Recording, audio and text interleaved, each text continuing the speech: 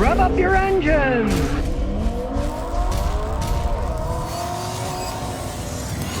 Now, if you've been following me for any time, you'll know I tell people to buy used cars so they can save a bunch of money, lose depreciation. But sometimes you can go too old in a used car. Really old cars need a lot more maintenance than modern cars do. You can't just put gas and oil in them and drive them forever. They're maintenance heavy. Check out this. We go to the engine. Hiding under here. And under here. Open it up. There it is. Okay, this 4-cylinder Volkswagen engine has 2 carburetors. One carburetor here and one carburetor there. You got to keep them clean. You got to adjust them and you have to sync them. You get a special gauge, measures the vacuum pressure, and you have to keep adjusting them so they both run exactly the same. So when you take off, one side of the engine doesn't get more fuel than the other side. This is a heavy maintenance thing that has to be done quite often on these things. And 2, no electronic ignition. It has a distributor which has points and condensers in it. You pop the sides off, get a little screwdriver. Here's the other side. There's a condenser on the side and a rotor that spins around to send spark to the spark plugs through the wires. Now the points are mechanical. They open and close to fire. That just wears out over time. Then you got to replace the points, and the condenser is the electrical part. You're good to replace that because that can short out over time. These things can wear out in as little as 15,000 miles. Once you replace the points, you have to set them, but then you have to set the ignition timing because they're not all made exactly the same. So you need a timing light, warm up the engine, you got to turn the distributor to get the timing right. It's a lot of work. Where a modern car, everything's done by computers. You don't adjust anything, and it's all electronic. It either works or it doesn't work. Take this 13-year-old Matrix. The ignition system has never been touched. Now, it's only got 65,000 miles on it. The spark plugs are still good. The ignition system is coil on plug, so it's all done by computers. There's no adjusting anything. Never been touched and still runs like a clock. So there's a lot more maintenance on these cars. You do look at an old car like this, you notice something's missing. And what's missing is no air conditioner. It may be 7 o'clock in the morning here in Houston, but I'm already profusely sweating because it's July. Summer's here, people are going to sweat. Most people are not going to drive a car like this without air conditioning in Houston. And let's say you buy a more modern, older car that has air conditioning in it. If you got a car that's 20 years old or older, and it's still got an air conditioning system on it, odds are it's going to need some very expensive work over time. I've had customers buy cars that, hey, you couldn't even buy a new compressor for them anymore. You could only buy rebuilt ones, which often stink and don't last long. And I put 4 compressors on that. It was a Honda, and each one went out because they were just cheaply rebuilt ones. Finally, we found an old stock new one, and it's still working to this day with that one. But the whole systems, of course, are worn out. And let's say you got one that's got a really hard to get evaporator inside the dash where you got to tear the whole dash apart to replace it.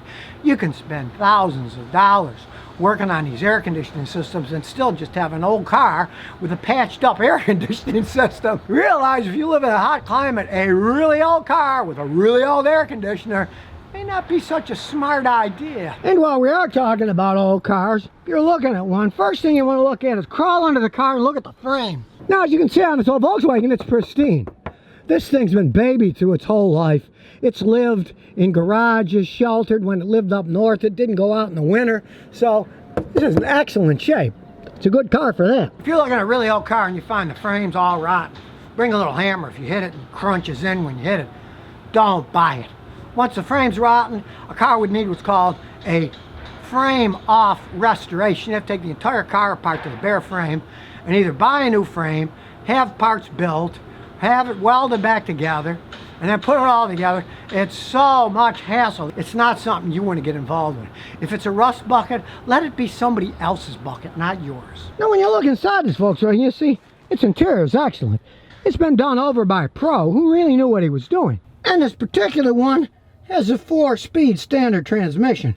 They're really dependable. But let's say you're looking at an older automatic. You get something that's 40, 50 years old with an automatic transmission, odds are it's going to need some serious expensive work if you can even find anybody old enough who knows how to fix those things. Now, this Volkswagen being a 67, in its time, it was a really well-handling vehicle. It still handles decently, but it's nothing compared to a modern vehicle that has state-of-the-art suspension, tires that have wider grip to them, braking systems that really can stop on a dime. You know, this thing, it doesn't even have power brakes. Now, this is a more modern VW. If you look here, you'll see the front brakes are disc brakes. It has disc brakes in the front. The really old ones had drum brakes in the front and the back. But even on the back with the drum brakes here, these drum brakes aren't even automatically adjustable. You have to manually adjust the drum brakes. Now take this Matrix. It has discs in the front and drums in the back.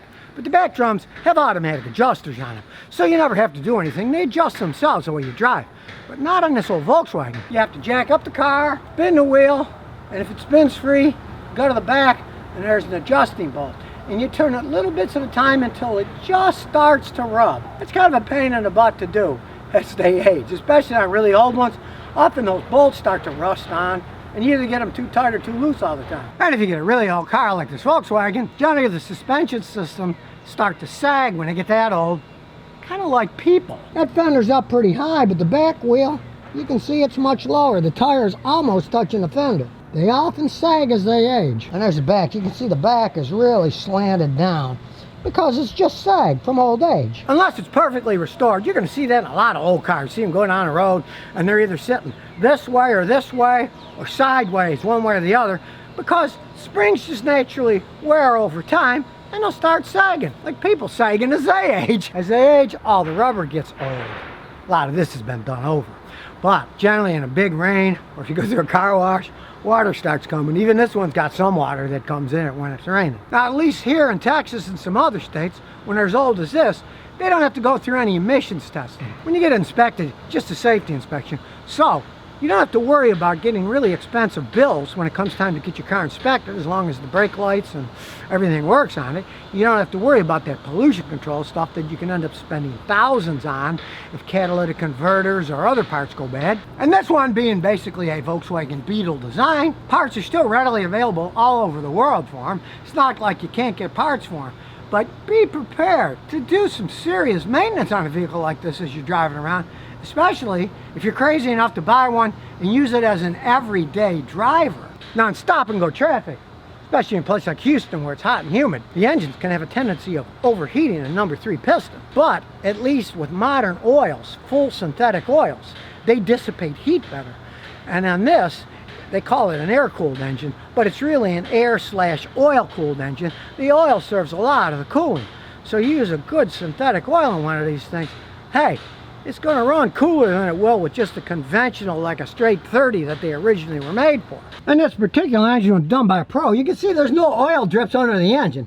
The engine was rebuilt by a pro who really knew what he was doing. It runs great and it doesn't leak oil. But if you're thinking about buying a classic where the engine and transmission wasn't taken apart and rebuilt correctly, you're going to find every single oil seal, any rubber parts, they're going to be rotten, they're going to leak.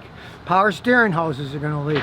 Generally, the power steering rack will start leaking too from old age and the rubber just deteriorates. Now realize that the electrical systems on these older cars are pretty simple. If you're planning on putting fancy stereo or stuff in, you're going to have to upgrade the stuff. Because if you look at the charging system, this thing only creates 30 amps of power. That's it, 30 amps. Many modern cars have well over 100 amp alternators. So if you're going to try to soup one of these things up with a fancy stereo system or any kind of electronic devices, you're going to have to upgrade the alternators. Now it can be done, there's kits and stuff like that.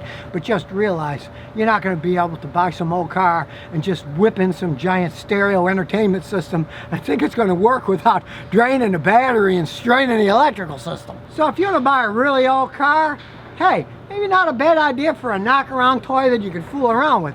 But don't think you're going to buy it and drive the thing 15,000, 20,000 miles a year without spending a whole bunch of time and money fixing it.